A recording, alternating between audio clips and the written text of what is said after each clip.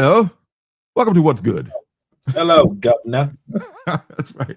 My best Cockney accent I can muster. All right. So, first thing on What's Good is going to be our guest, one of our guests for this Friday live stream, which is Shobo Puffer and his brother Shof, who wrote Bronze Faces, which is on what is it? It's on Boom Studio. I almost hit my mad cave. It's on Boom Studios. Don't get it twisted. And this is it was like one of our penultimate books a few weeks ago. It's written by Shobo and Shof, illustrated by Alexander Tefenge. Tefenge, I think is the correct pronunciation. I hope. Please forgive me if it's not. Easy for you to say. Not at all. Colored by Lee Luffridge and lettered by Hassan Aswami Allahu, one of the hardest working men in the lettering business. That's a letter on the Deviant. Great letter. Yes, I know. It's prolific. So Bronze Faces is about, it opens in Soho, London, right after an exhibition. There's been this exhibition of this famous Nigerian artist's work. And they've been, it was a big to-do and everything. And the museum has decided to, I guess, appropriate all this art and keep it safe, I guess. We gonna hold this art for you. Don't you worry about it none. We're just gonna hang on to it. The artist's son has been invited, and also has his two childhood friends that he grew up with. And there's some more dynamics between them that I'll go into later. But it opens with them actually breaking into the museum. I guess, they're not experienced cat burglars or anything. There's like three friends. One of them is an architect, and the others are just average folks. And they're breaking in to steal these masks back from Timmy, who's the artist's son, and just take them back home. And it opens with that case, and then it starts to unfold the story of how Timmy and his two companions grew up back in Nigeria, in Benin City. And I think the other two kids were the two female were, they're not related, but they were considered family. Sometimes just I don't know the background of whether the other two girls, maybe they were, one of them was a distant cousin. I have to find out more. I can get it out of Shobo when I see him. And the other one is, I think, maybe a cousin. But one of them is definitely not related. But they all grew up together. Like they were family. They were considered more or less family. So that they're at the exhibition before the night of the break-in, and there's, I guess, after cocktails, they decided, you know what, let's just break in and steal that shit back. Let's just go take it and just bring it back home where it belongs. One of the girls is quite a successful architect. She's kind of flighty. Her name is not Rose. Rose is the good girl. She's the one that she's obedient to the father, and she's a really good friend. And she kind of gets pushed aside by the other two. Shango. Sango, excuse me. Sango is the girl who's the architect, and it's all her idea to break in and steal this stuff. So she's always been kind of out of control. And they showed, like, back in her youth, she was kind of she was demanding, and she would push the others around, and a lot of people didn't like her. There was a lot of personal dynamics that goes on between this trio of young people. And I'm anxious to see what else is there, as far as their relationship goes, because there's a romantic relationship between Timmy and Sango, and they still kind of treat each other like, Sango says, "Well, we're family." Speaking to Rose, like she's not family, but y'all all grew up together, and yet you're banging Timmy. So I'm gonna, what kind of a dynamic is going on with that? So it's like a lot going on there with this relationship. And then after they steal this Timmy's father's art back, they decide, well, why don't we just keep it going? Why don't we just take all the art back, back to the homeland, rather than just let these colonizers hang on to our art and all that shit, So that's where the story leaves off, and what more possibilities are are just fruitful if you stick around and see what's going to happen with it. So yeah, I want to ask him more about this book, and also about I want to dig up the land of the new masters, I should say, the new masters book. I remember liking that book a lot too. I want to reread that, and hope you'll be able to talk a little bit more about that. So yeah, Bronze Faces on Boom Studios. Definitely check it out. It's going to be good, and definitely tune in for our interview this Friday, which if I didn't mention it before, I'm going to mention it now. It will be Friday at 12 o'clock Eastern time, and it will be 9 a.m. bright, if not early, or early if not bright, my time on the Pacific Coast here. So check it out if you're not doing anything. If not, it'll be recorded for posterity, and you can check it out then. All right. So we are doing that. We're doing that live. We're doing it live. We're going to do it live. All right. I was going to record it at first, but like, let's bring the community. I mean, they might want to ask questions, So yeah, it'd be a total wasted opportunity to not give them a chance to at least people have a chance. You want to talk to a creator live? Here's your opportunity right here. Right here. All right. So, because he's like he's in the Czech Republic, so that's why we do it at this hour.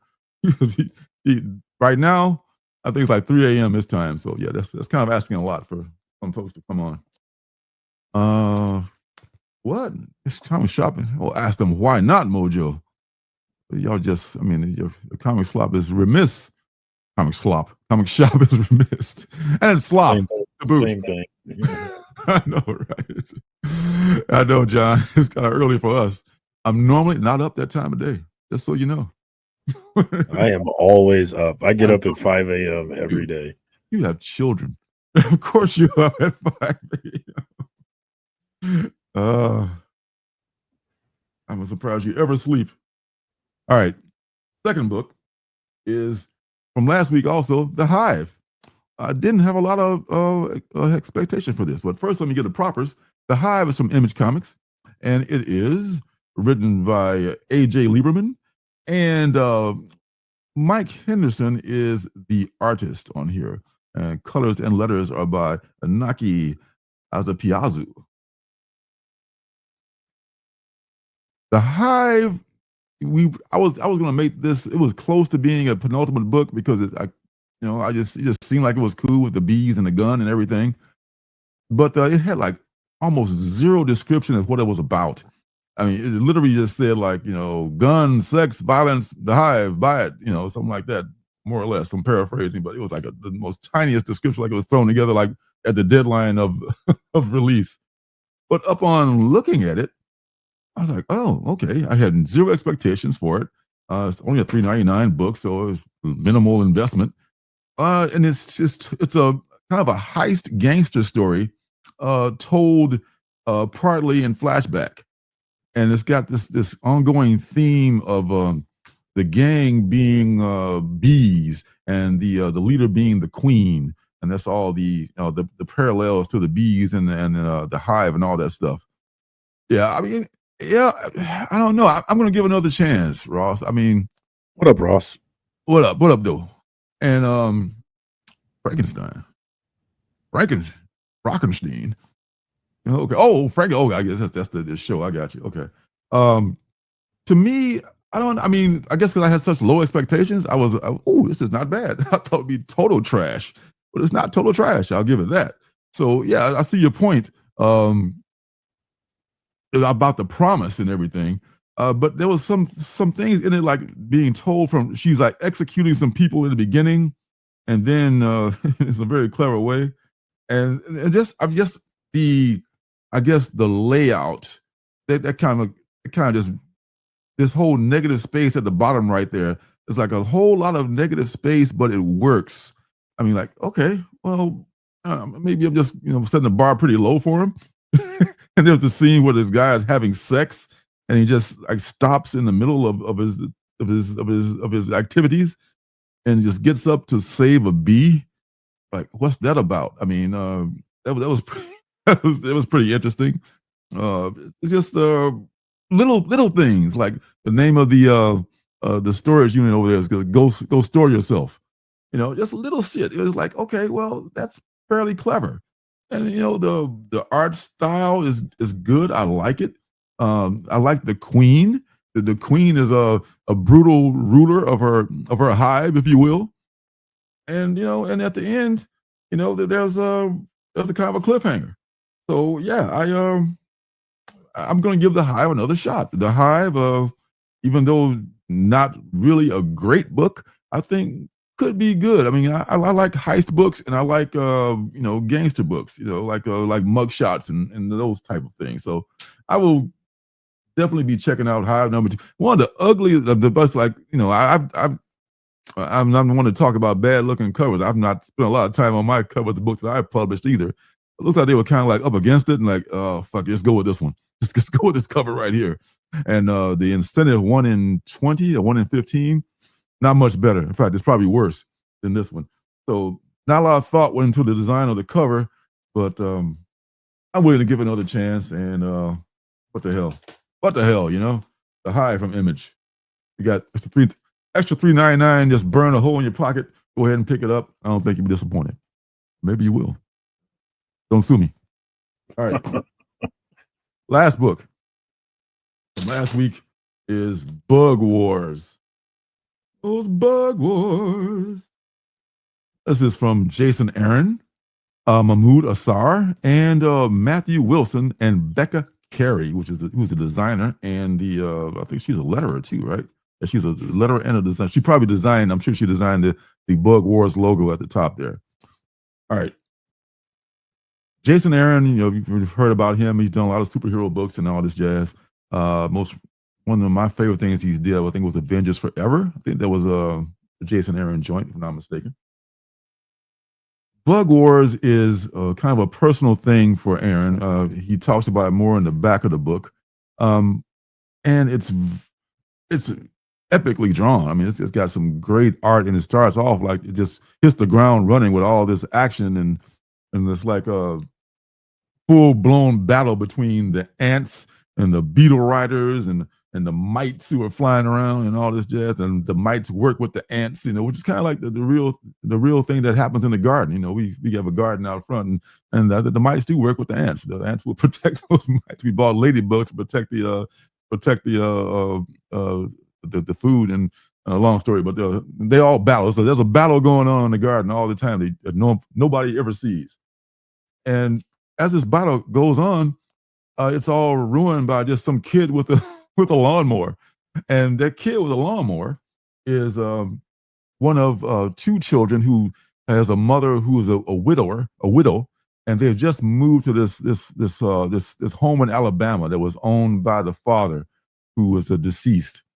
And there's a lot of stuff they don't know about the father, other than the fact that the son who was operating the lawnmower and who detests insects of all sort, because he found his father and there was insects involved with the body, and I'll let you discover that in the book when you read it.